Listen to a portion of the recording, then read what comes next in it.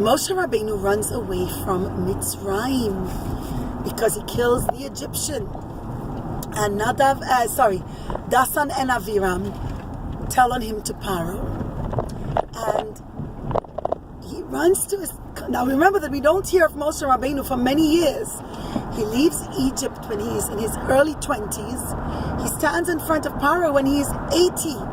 What happened to those 60 years? We do know that he got to Midian, but that wasn't until his late 60s. According to most Mefarshim, he was 67 years old when he arrived in Midian by Yisro's house. So the Medrash tells us, fills in those years.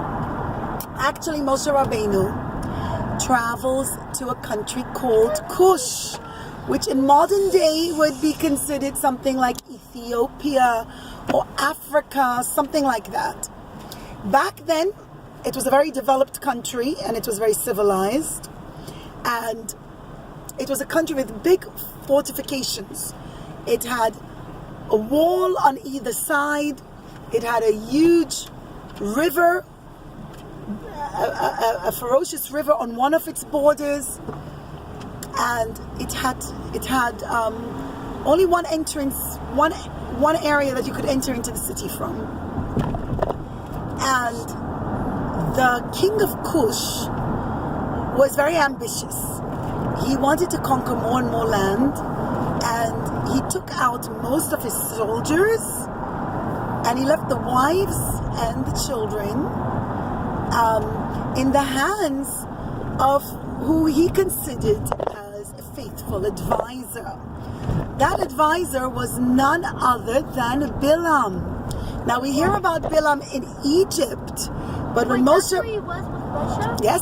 He was with Russia? Not yet. Wait, he got to Cush before Moshe Rabbeinu did. When Moshe Rabbeinu was growing up and Moshe Rabbeinu was very powerful in Paro's palace, Bilam gets scared of Moshe Rabbeinu because he had tried to have him killed when he was a little child. Why? Remember the story when Moshe Rabbeinu pulled the crown off Paro's head and he put it on his own? Why? Because it was significant that Moshe Rabbeinu was going to be the next ruler, the savior of the Jewish people. Bilam, as soon as he saw Moshe Rabbeinu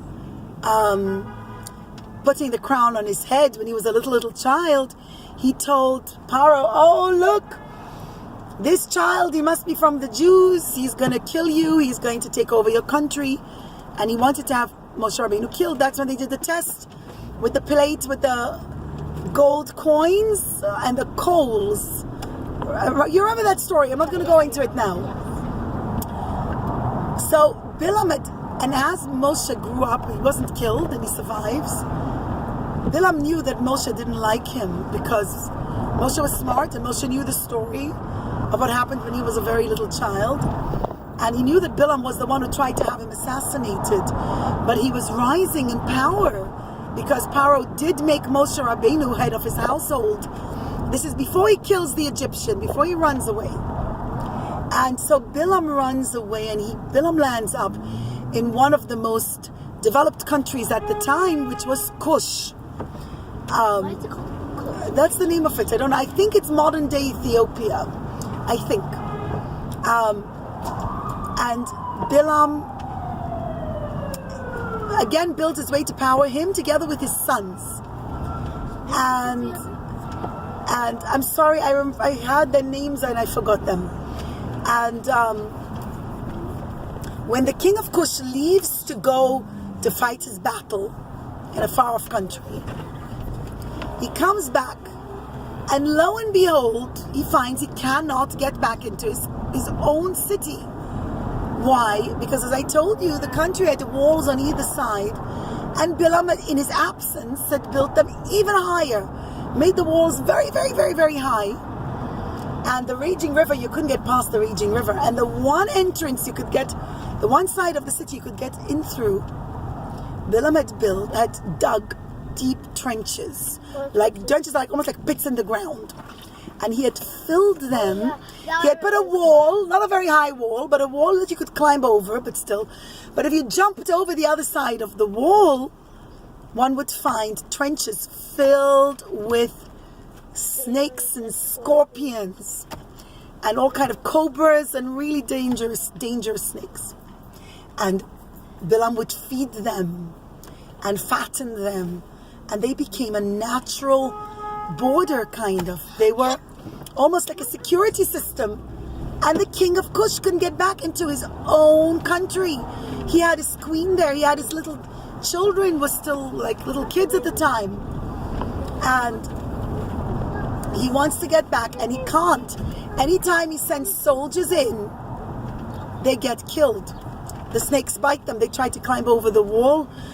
They either fall, it was too high. They try to swim the river and they die. And he had lost, I think it says he lost something like over 200 soldiers trying to get in back into his own city, and he couldn't make it back in.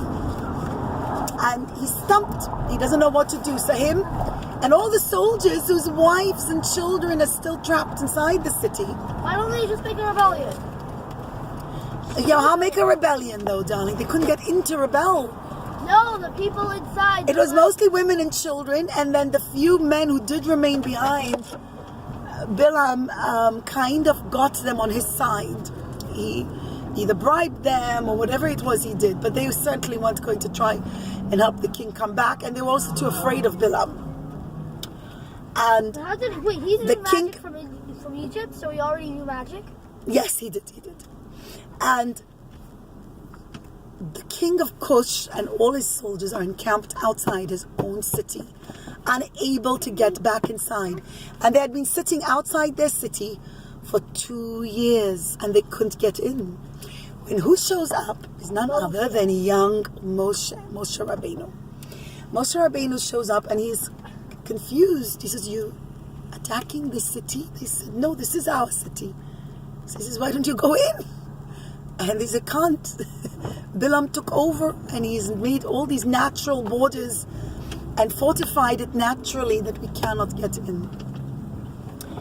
And Moshe Rabbeinu joins them because he had nowhere really to go, or whatever the Medrash says, he joins them. And I can't imagine Moshe Rabbeinu was bored. He sat and learned Torah. But still, Hashem brought him to that place by Hashgacha Pratis. And he starts to help them to figure different ways of getting food easier, getting drinks easier, make different ways of getting it more comfortable out there, and trying to plan a strategy of getting back into the country.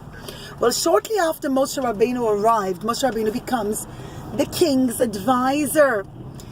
More so, the king wanted his advice because he realizes Moshe's from Egypt.